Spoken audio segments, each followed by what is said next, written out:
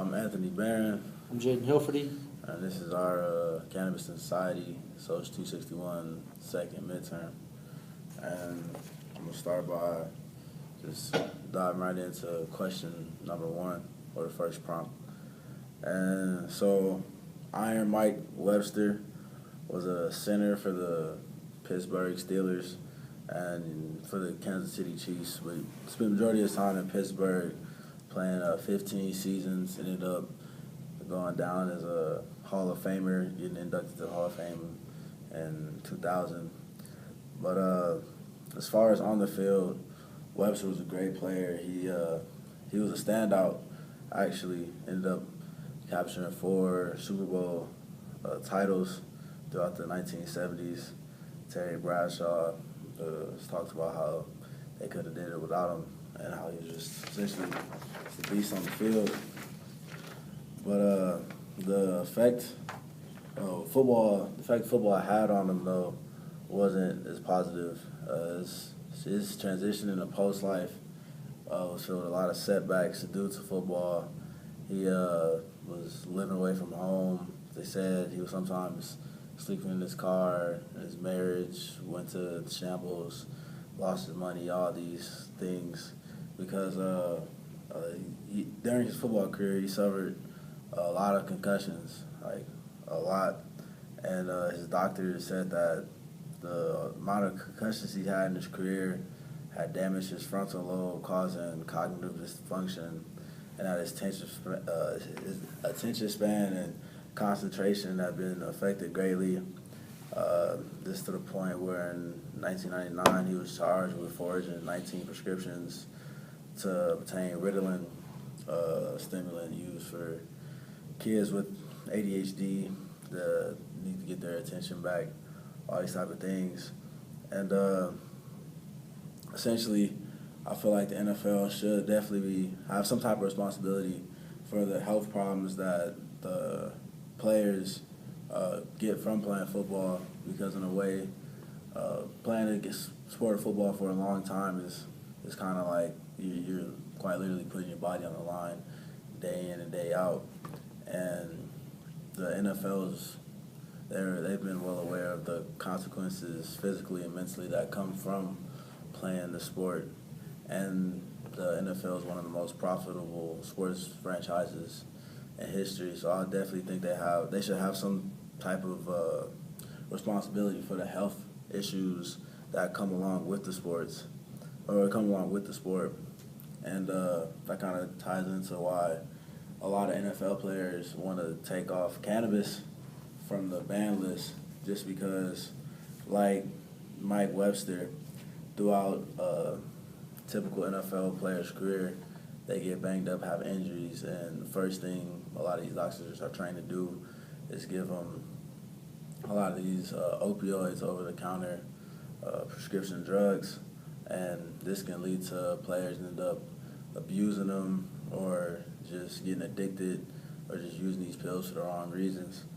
And there was a player from the former Broncos, his name, what's his name? There's some players that talk about how from their experiences in the NFL that the main drugs that they were prescribed often, what they got hurt were hydrocodone, Vicodin, Percocet, Toradol, Celebrex, Vioxx. A lot of these drugs led to heart attacks, strokes, and abuse. And there was a study done in 2011 by researchers at Washington University in St. Louis that found that former NFL players were 4 times more likely to abuse prescription painkillers than the general population. And more former NFL players said that number is more than 90s, but there was no research done to make that a fact. MDs, that kind of ties in a lot. MDs despise cannabis just because it's been kind of trained in America, at least, for when you hear the word cannabis and marijuana, just for it to have a negative connotation. they don't necessarily, patients don't necessarily need permission from a doctor to go use marijuana or cannabis as treatment. So that could be another reason why MDs don't necessarily like it, because it takes away the superficial power that they have, by prescribing these over-the-counter drugs to you. And it also competes with a lot of these pharmaceutical companies, and the fact that marijuana is a lot cheaper to buy than Percocet and oxycodone and things of that nature. So it interferes with a lot of these big pharmacy companies, and it's a lot cheaper. So those are some reasons why MDs don't really like prescribing marijuana. I believe that, yes, the medical community should have an obligation to prescribe cannabis if it's the only effective cure for life-threatening illnesses, just for the simple fact that cannabis is medicine at the end of the day, whether people like to believe it or not. There's the facts by Raphael Mechoulam that prove that cannabis and CBD have nothing but positive effects for people with life-threatening illnesses or just illnesses, period.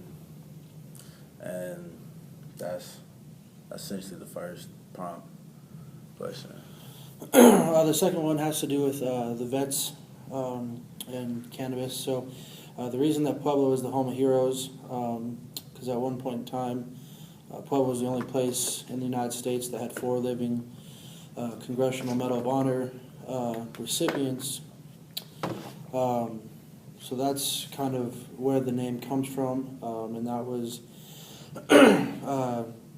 in 1993, Colorado legislature named Pueblo the home of heroes for that reason. And if you've ever been downtown on the Riverwalk, there's the four statues of the men who got that accomplishment and who served their country, our country, and won those awards.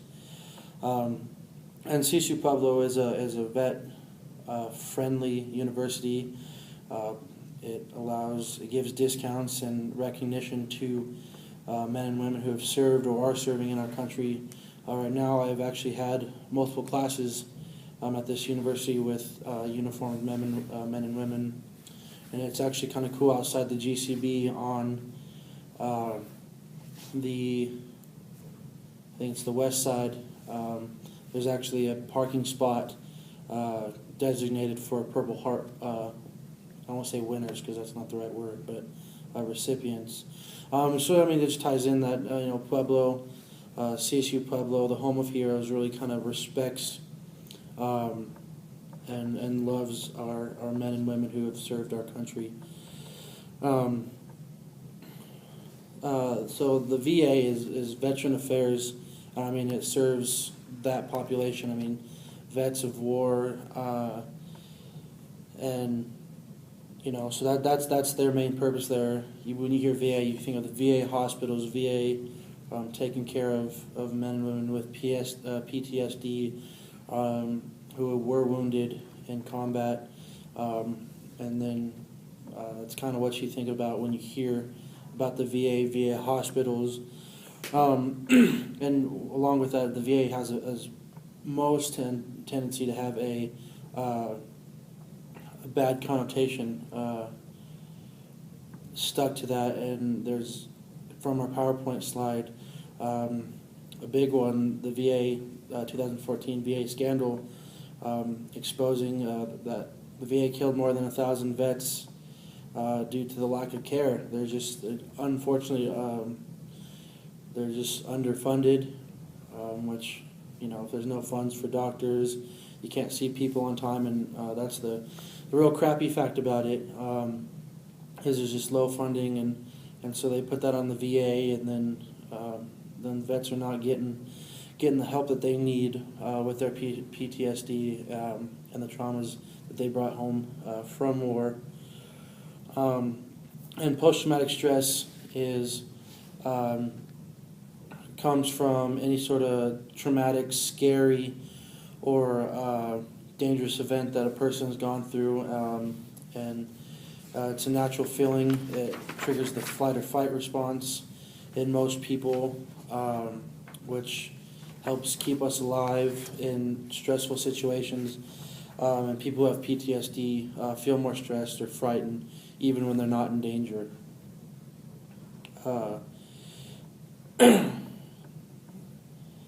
It comes back, there are countless veterans who come back from war with PTSD, and you hear about the percentage of veterans because of PTSD and depression that come back and commit suicide, and that's a huge thing right now. Is we're not taking care of our vets, and that all leads back to the VA and different treatments and PTSD. That's thrown around a lot, especially in the psychological profession. Where that's huge, especially here in Pueblo, because we do have such a huge military community as far as that goes. And the VA offers different treatments such as psychodynamic therapy. A lot of times PTSD is linked with depression and anxiety. So you get Zoloft, Paxil, those antidepressants that help that help combat that kind of stuff. So those are pretty much the big things as far as therapy goes, and prescribing. Medical treatment is antidepressants. And the VA's position on cannabis, it's kind of, it depends on where it's at. There's some states that have encouraged vets to seek this kind of help, seek help from cannabis, and Colorado is one of those, and I think veterans of our military have started to take that help, and in fact research suggests that marijuana can be helpful to individuals who suffer from PTSD.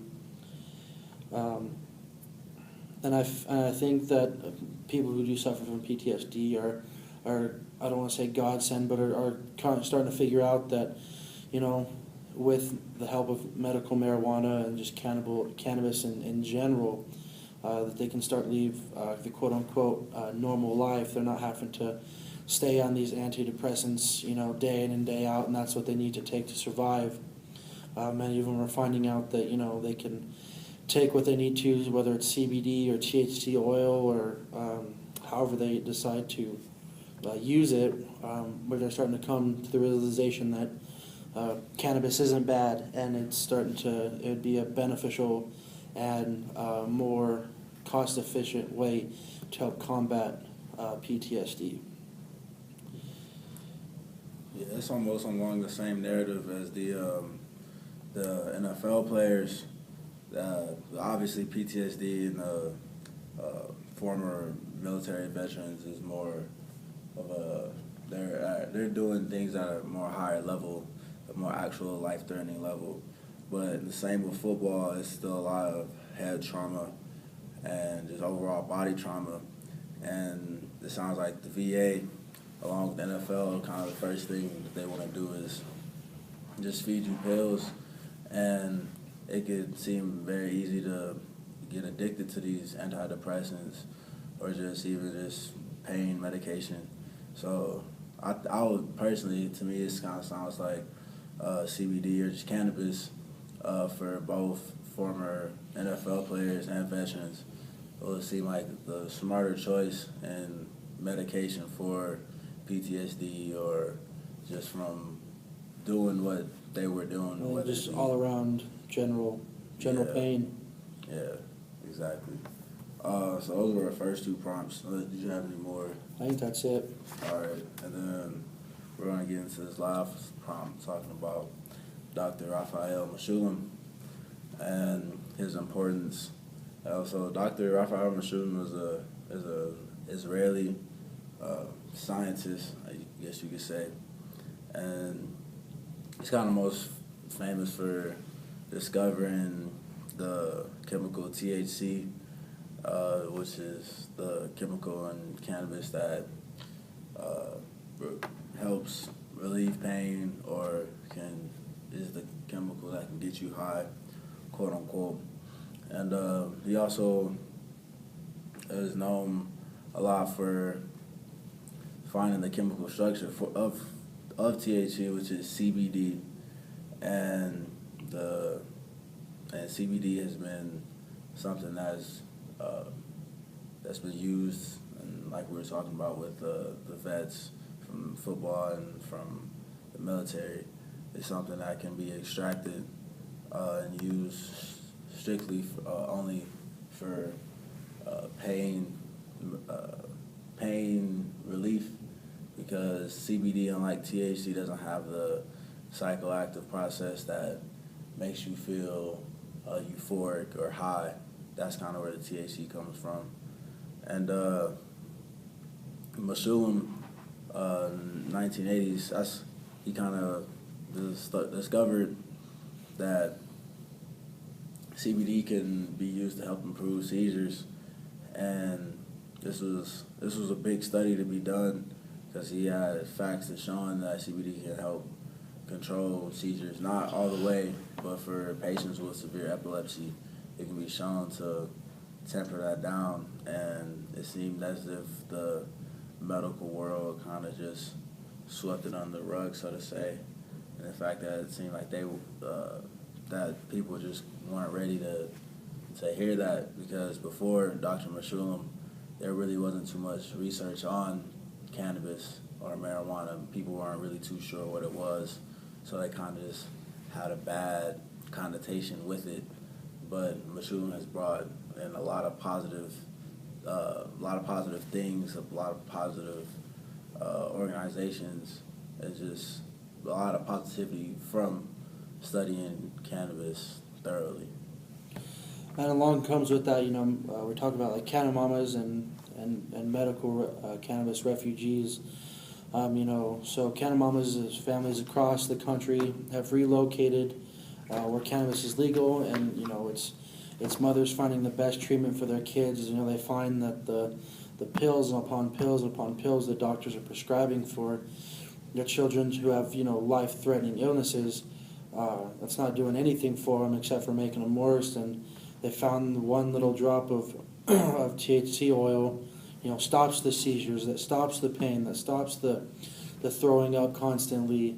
And so these parents are are coming to the realization that, sure, it may be federally illegal at this point in time, but they're going to do what any parent does for their kid, and they're going to do what they can to make life better, make life survivable. And that's what they do. They relocate, so becoming refugees from the persecution of not being able to use cannabis legally. They come to states like Colorado, where they can, purchase cannabis legally, and then obviously let their children use it in regulated doses to help combat such illnesses, to help give them a more normal lifestyle. And so with that, medical cannabis refugees want to remain as invisible as possible, because it is federally illegal, and they don't want to come back as child services coming and taking their kids away, because all they're trying to do is make life the best as they can. Well, all your kids using CBD patches or CBD oil or THC oil, and that's considered as child endangerment, child abuse. And right now that society still has such a bad connotation with that. And so Jack's Law was because of a mother who her son had such a severe case of, I can't remember, what was it? I believe it was epilepsy. Of epilepsy.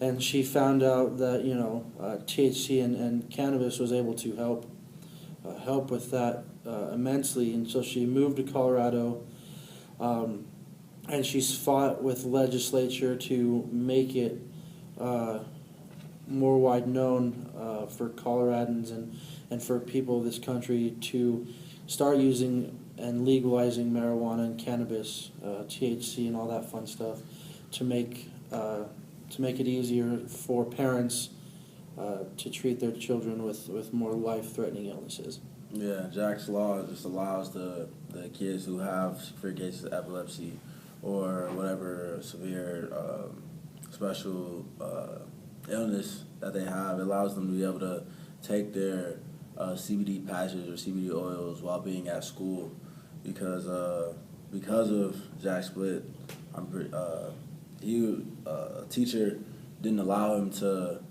They saw him with his CBD patch on, and they weren't aware that he was using it in a medicinal way, and that's what essentially led to the death of Jack Split, him not being able to get his treatment that he needed. So with that, like Jayden was saying, it kind of allowed more medical refugees, more kids, more families that could afford to come to places like Colorado or Washington, or places that had legal, or Colorado specifically, actually, just because it's Jack's Law, but allow kids to come to Colorado and being able to get treatment at school while not being punished for having any type of marijuana memorabilia on them. So that essentially is Jack's Law, which is a great law. It sucks that Jack had to die for it to come into play, but I'm pretty sure it'll save the life of many children in Colorado. And hopefully with the expansion of marijuana and its legality, hopefully Jack's Law can spread throughout the rest of the country, so we don't have to worry about kids getting their treatment while at school. And that's essentially, I think that's it. Yeah, that's our midterm. Hope you enjoyed it.